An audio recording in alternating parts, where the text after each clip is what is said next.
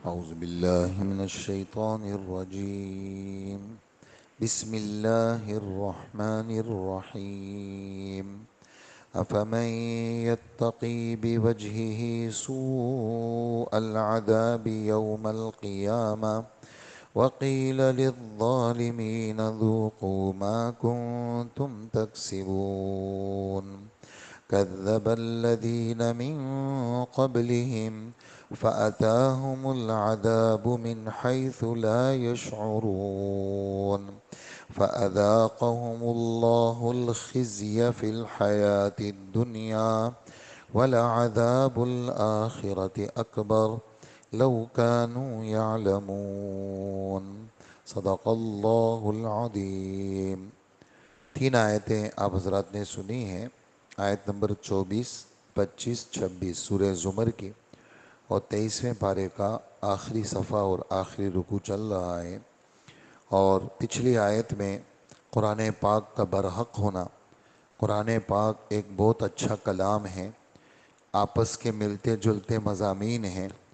بار بار ایک مضمون کو مختلف انداز سے بیان کیا گیا ہے، اور جب آدمی دل سے اس کو پڑھتا ہے تو اس کے رونگٹے کھڑے ہو جاتے ہیں، اور پھر اللہ پاک کے حکموں کے پورا کرنے کے لیے ان کی طبیعتیں مائل ہو جاتی ہیں.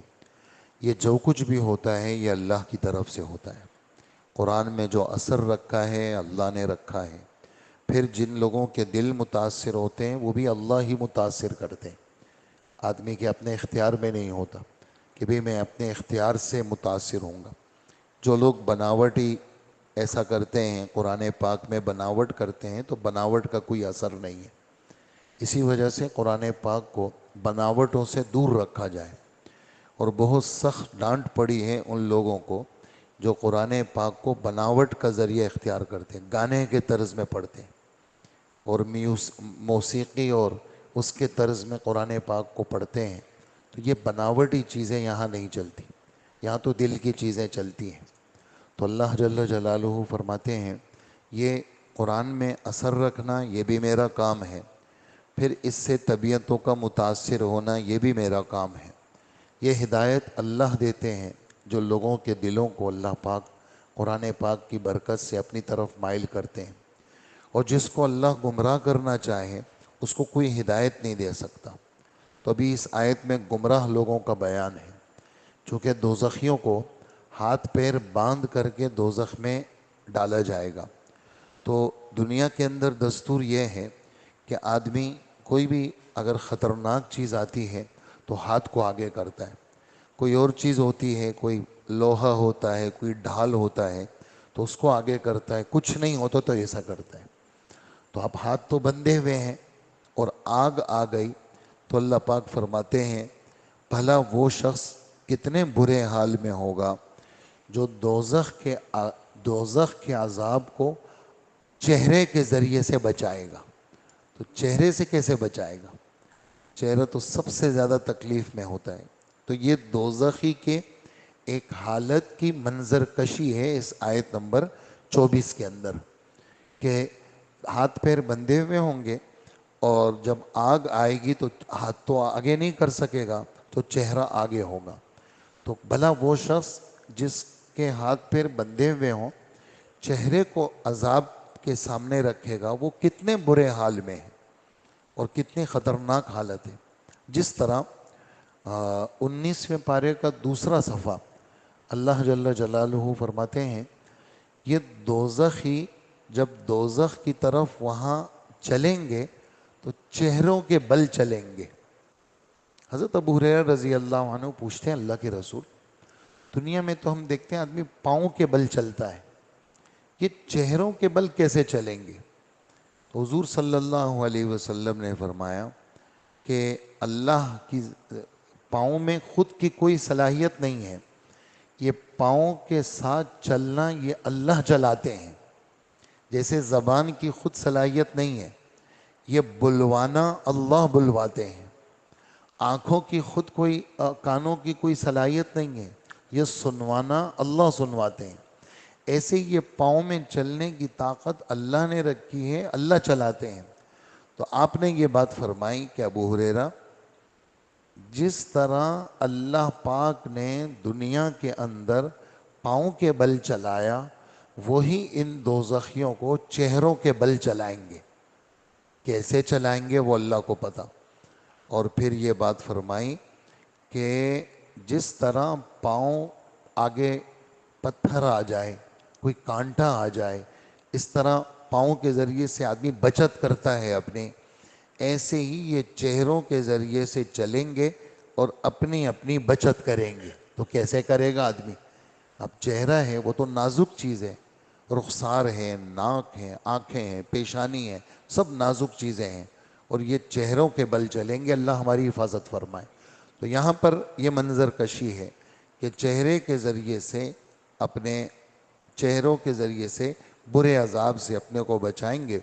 اور ان ظالموں کو کہا جائے گا جو دنیا میں تم حرکتیں کرتے تھے، ان حرکتوں کا مزہ چکھتے رہو تم، اور صرف تمہارے لیے نہیں، تم سے پہلے بھی بہت سارے لوگ، مکہ مکرمہ کے کافر، ان سے پہلے لوگوں نے بھی اللہ پاک کی باتوں کو جھٹلایا، اللہ پاک نے ان کو بھی عذاب سے دوچار کیا کبھی کبھی۔ اور یہاں ایک جملہ ہے بڑا عجیب سا، وہ یہ ہے کہ ایسی جگہ سے عذاب آیا جہاں سے ان کا گمان بھی نہیں تھا۔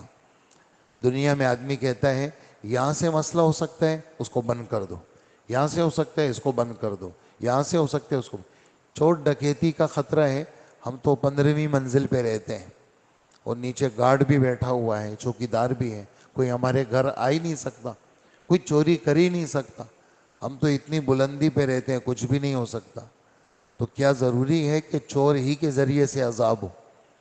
اللہ جل جلالہ کے پاس عذاب کی شکلیں ہیں، تکلیف دینے کی شکلیں ہیں، اس لیے کہ ہم پیسوں کے ذریعے سے اسباب راحت تو لے سکتے ہیں لیکن راحت کو نہیں خرید سکتے۔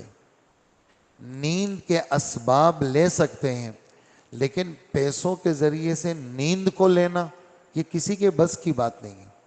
خوشی کے اسباب تو لے سکتے ہیں لیکن پیسوں کے ذریعے سے دل خوش ہو جائے یہ نہیں ہو سکتا، یہ پیسوں سے نہیں ملتا، یہ چیزیں تو اطاعت سے ملتی ہیں۔ اللہ کو جو خوش کرے گا اللہ پاک کچھ نہ ہوتے ہوئے بھی اس کو سکون دیں گے، اور جو اللہ کو ناراض کرے گا سب کچھ ہوتے ہوئے بھی غمگین رہے گا۔ یہ ہمارے رب کے اختیار میں ہے، یہ دنیا والوں کے پاس ہمارے رب نے یہ چیزیں نہیں رکھی۔ تو پچھلے لوگوں نے بھی نبیوں کا انکار کیا، ایسی جگہ سے عذاب آیا جہاں سے گمان بھی نہیں تھا، دنیا کی رسوائی بھی اللہ نے ان کو دے دی، اور آخرت تو اس سے بڑھ کر ہے۔ تو اس لیے حضور صلی اللہ علیہ وسلم نے امت کو دعا سکھائی ہے کہ دنیا کی رسوائی اور دنیا کے عذاب سے اپنے رب سے بچنے کی دعا کیا کرو۔ اللہ پاک ہمیں نہ دنیا میں رسوا فرما اور نہ آخرت میں رسوا فرما، یہاں بھی عافیت فرما، جتنی زندگی آپ نے دی ہے، جو زندگی ہمارے حصے میں دی ہے ہمیں پتہ نہیں ہے کہ کتنی ہے، لیکن جتنی بھی ہے اللہ پاک ہم آپ سے عافیت مانگتے ہیں۔ اور اے اللہ موت تک، بلکہ موت کی بھی دعا مانگی، اللہ ہمیں برکت والی موت دے دے، رسوائی والی موت نہیں۔ ایسی حالت میں موت کے آدمی کلمہ نہ پڑھ سکے، ایسی حالت میں موت کے غفلت میں موت آ جائے، تو برکت والی موت بھی ہو اور موت کے بعد بھی برکت ہو۔ تو ہر وقت ہر انسان مسلمان محتاج ہے اللہ کا، کہ وہ اللہ سے مانگتا رہے پوری زندگی، اللہم قنی عذابک۔ پھر آخرت سوتے وقت کے لیے جب ہمارے نبی لیٹ جاتے تو ایک دعا پڑھتے، کیا؟ اللہم قنی عذابک یوم تجمع عبادک۔ اللہ پاک جس دن آپ اپنے بندوں کو جمع کریں گے اس دن مجھے عذاب سے بچا لیجیے۔ تو یہاں بھی خیر، موت میں بھی خیر، موت کے بعد قبر میں بھی خیر، اور آخرت میں اللہ کے سامنے جب پیشی ہوگی اس میں بھی اے اللہ آپ ہمارے لیے خیر فرما۔ رات کے وقت میں آپ کی آنکھ کھلتی تھی، رات جیسے 1 بجے آنکھ کھل گئی، 2 بجے کھل گئی، تو حضرت عائشہ رضی اللہ عنہا سے کسی نے پوچھا اللہ کے رسول رات کے وقت میں جب اچانک آنکھ کھلتی تو کیا پڑھتے؟ تو حضرت عائشہ رضی اللہ عنہا نے فرمایا کلمہ پڑھتے تھے 7 دفعہ، 10 دفعہ، لا الہ الا اللہ، سبحان اللہ و بحمدہ 10 دفعہ، اللہ اکبر 10 دفعہ، سبحان الملک القدوس 10 دفعہ، استغفر اللہ 10 دفعہ۔ یہ تقریباً 4-5 چیزیں۔ ایک چیز آپ کو اور بتانی ہے کہ 10 دفعہ یہ بھی پڑھتے تھے اللہم انی اعوذ بک من ضیق الدنیا و ضیق یوم القیامہ، ضاد کے ساتھ، صاد ضاد، ضیق تنگی کو کہتے ہیں۔